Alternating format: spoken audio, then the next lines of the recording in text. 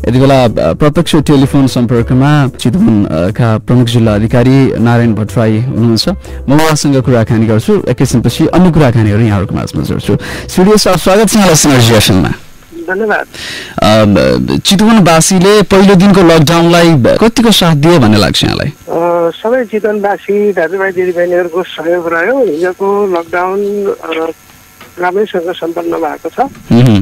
हिजो पहिलो दिन पनि थियो, मान्छेहरूको बिचमा अन्यल थियो, के गर्न हुन्छ के गर्न हुँदैन भन्ने खालको अन्यलका बिचमा पनि सबैले स्वास्थ्यप्रति सचेत रहेर यो हाम्रा लागि हो, हामीले यसलाई सफल बनाउनु पर्छ भन्ने धारणा सहित सफल बनाउनुको म त्यसका लागि धन्यवाद।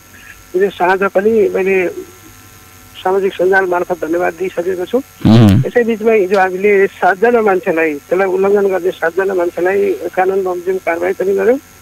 र आज दोस्रो दिन हो, धेरैलाई यो थाहा पनि भइसकेको छ यस्तो गर्नुहुन्छ गर्नु हुँदैन भन्ने विषयमा। आजको लकडाउन पनि यो मान्छेलाई आवागमन निषेध गरिएको पनि सफल भएको छ। म आफै पनि अहिले गस्तीमा छु, बाटोमा छु, तपाईँसँग गाडीमा बसेर कुरा गरिरहेको छु। अहिले ठ्याक्कै हजुर कहाँ हुनुहुन्छ? म यो बाइपास रोडमा छु, बजारको सबै घुमेर अहिले फर्कने क्रममा बाइपास रोडमा छु। नारायणगढको अवस्था के छ? पसलहरू त सबै बन्द छन् अहिले। अलिकति यो तरकारी बजारहरूमा केही मान्छेहरूको किनमेलका लागि जमघट भएको देखियो। त्यो बाहेक अन्यत्र चाहिँ शान्त छ, सबैजना संयमित भएर बस्नु भएको छ। तरकारी बजारहरूमा पनि आवश्यक प्रिकसन अपनाउनको लागि, पूर्व सावधानी अपनाउनको लागि र भिडभाड नगर्नको लागि हामी भनेका छौँ। म भर्खर देवघाट उसमा पनि पुगेँ। त्यहाँ बाहिरबाट यो मृतकहरूलाई दाह संस्कारको ल्याउने मान्छेहरू भेटिनु हो। त्यहाँ पनि एकअर्कामा टच नहुनको लागि र त्यस्तो दाह संस्कारको लागि सकेसम्म कम मान्छे जानको लागि हामीले भनेर आएका छौँ।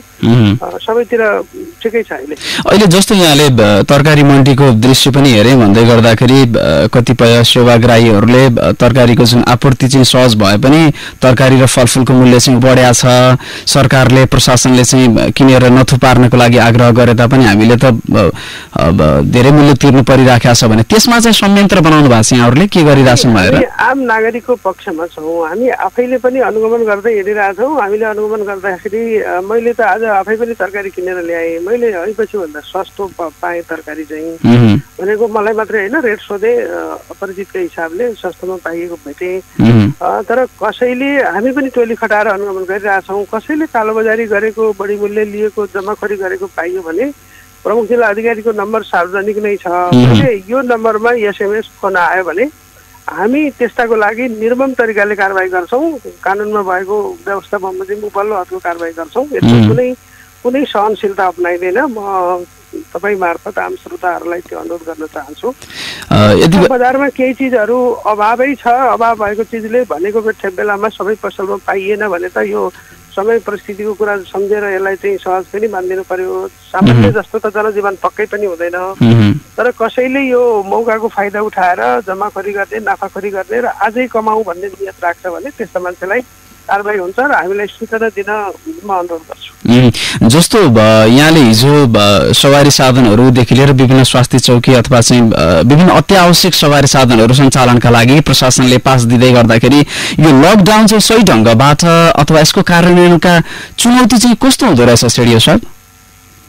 अब आम नागरिकलाई मैले विशेष एक्सेस पाउनु पाए हुन्थ्यो, विशेष सुविधा पाउनु पाए हुन्थ्यो भन्ने खालको अपेक्षा हुँदो रहेछ। त्यसलाई अन्यथा पनि भन्न मिल्दैन।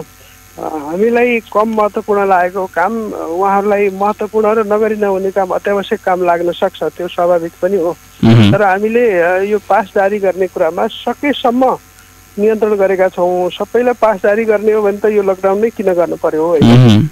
त्यो हिसाबले यो जनजीवनसँग जनस्वास्थ्यसँग जोडिएको विषय भएको हुनाले आम नागरिकहरूले अलिकति आफूले दुःख सहेर भए पनि यसलाई सफल पार्नको लागि र रोगको संक्रमण नफैलिन दिनको लागि चाहिँ योगदान दिनुहुन्छ भन्ने विश्वासका साथ नै हामीले पास जारी गर्ने कुरालाई कन्जुसाइ गरेका छौँ, सकेसम्म कम जारी गरेका छौँ। त्यसमा सहयोग पनि गर्नुभएको छ। कुरो बुझाएपछि ठिक हो, म यति त्याग गर्न तयार छु भनेर सम्झेर बुझेर नै फर्कनु भएको छ। जति पनि सवारी साधनहरू सडकमा चल्छन् ती सबै प्रशासनबाट अनुमति प्राप्त सवारी साधन हुन् होइन?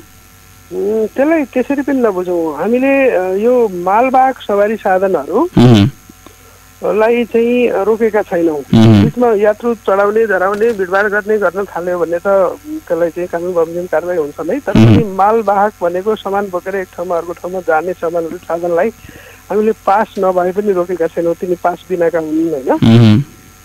कतिपय चाहिँ मेडिकलका साथीहरूले औषधि उपचार खाद्य वस्तु खरिद जस्ता अत्यावश्यक काममा चाहिँ सहजै त्यो आवत जावत गर्न मिल्ने अथवा सवारी साधन चलाउन पाउने भए पनि हामीले चाहिँ सामान ल्याउन पाएनौँ औषधि भन्ने खालको गुनासो पनि देखियो। त्यो समस्या हो र अथवा चाहिँ अभाव हुने समय त अहिले नै पक्कै होइन होला। उहाँहरूले त्यसैका लागि पास खोज्नु भएको थियो। एक दुईजनालाई मैले सम्झाएर पनि पठाएको थिएँ। अब यो मालवाहक भनेपछि अरू सामान्य मालवाहकको त हामी रोकेका छैनौँ भनेपछि अब यो औषधिको रोक्ने कुरा भएन।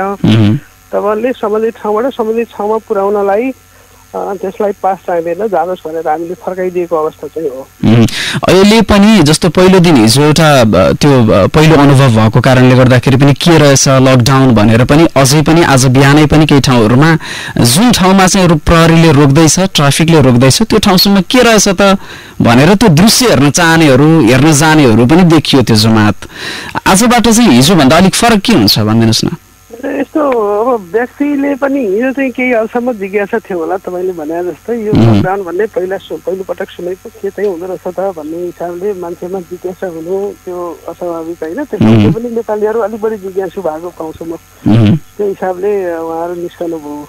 आज चाहिँ कम्तीमा कमी बुझ्दै हुनुहुन्छ उहाँहरूले यो हाम्रै लागि गरेको हो र कति जान मतलब छैन टच हुन नजिकमा जान हुँदैन भन्ने बुझेरै काम गरिरहनु भएको छ। मैले बाटोमा अहिले सबैतिर अनुगमन गर्दाखेरि पनि अत्यावश्यक कामका लागि बाहिर निस्कने प्राय सबैले मास्क लगाएको देखेँ मैले। हिजो मलाई देवघाटबाट फोन पनि आएको थियो। यहाँ चाहिँ बाहिरी क्षेत्रबाट मलामीहरू आउनुहुन्छ, दाह संस्कारको लागि आउने मान्छे कहाँबाट आउनुहुन्छ, कस्तो मान्छे आउनुहुन्छ, बजारमा सामान किन्न भन्दै छिर्नुहुन्छ। हामीले त्यसले गर्दा हामी असुरक्षित भयौँ भन्ने खालको कुरा गर्नुभएको थियो र पनि म आज त्यता पुगेको हो। त्यसो भएर नागरिकले म अरूसँग नजिकमा सम्पर्कमा जानु हुँदैन भन्ने बुझेपछि यो सफल हुने हो। अत्यावश्यक सेवाका लागि जोखिम मोलेर भए पनि बाहिर निस्कनु पर्यो। त्यसो भएर बरु उहाँहरूले मन निस्कन्न भन्दाखेरि हामीले चाहिँ निस्किदिनुहोस् न यति त गर्नुहोस् अत्यावश्यक सेवाको काम हो तपाईँले गरिदिनुपर्छ भन्ने अवस्था भयो भने बल्ल यो सफल हुन्छ। यति बेला चाहिँ हामीलाई रेडियो सुनेर बस्ने कतिपय अवस्थामा खाद्यान्नकै अभाव होला, ग्यास नै नपाइएला, कतै खाना नै नपाउने हो कि भन्ने खालको समस्या अथवा त्यो पनि सोचेर बसिराख्नु भएको एक किसिमको त्रास बढेको जस्तो पनि देखिन्छ। के भन्नुहुन्छ यति बेला चाहिँ खाद्यान्नको अभाव अथवा नजिकका किराना पसलहरू पनि सबै बन्द हुँदै गर्दा? नेपालीहरू कस्तो संस्कारमा हुर्केका छौँ भने अन्नबाली भित्राएर वर्षभरिको लागि खाना पुर्याएर भकारी भरेर राख्नुपर्ने कल्चरबाट हुर्केको मान्छे हो हामीहरू। सबैजना मरलेस त्यही कल्चरबाट हुर्केर आएको हुनाले उहाँहरूलाई अब 15 दिनको लागि खाद्यान्न छ भने 15 दिनपछि के गर्ने होला भन्ने चिन्ता लाग्ने, कसैको 1 महिनाको लागि छ भने 1 महिनापछि के गर्ने होला भन्ने चिन्ता लाग्ने, त्यो खालको अवस्था चिन्ता लिन जरुरी छैन। सरकारले अत्यावश्यक वस्तुहरू उपलब्ध गराउँछ। त्यो कारणले अब अहिले नै समस्या परेको छ भने त गुहार गर्न परिहाल्यो। अन्त सरकारले त्यो रोकथाम मात्रै होइन सहजीकरण पनि गर्छ। त्यो हिसाबले अहिले नै समस्या परेको छ भने त चिन्ता गर्नुहोस्, हामीलाई सम्पर्क गर्नुहोस्। होइन भने संयमित भएर यो अभियानमा सफल पारिदिनुहोस्। रोग निर्मूल भयो भने तपाईँ हाम्रो जनजीवन सहज भइहाल्छ। सजाय भन्दा पनि सुरक्षाका लागि हो भनेर बुझिदिनु पर्यो। जनप्रतिनिधिहरूको भूमिका चाहिँ कस्तो हुन सक्छ सिडिओ साहब अथवा हुनु पर्दछ यो समयमा?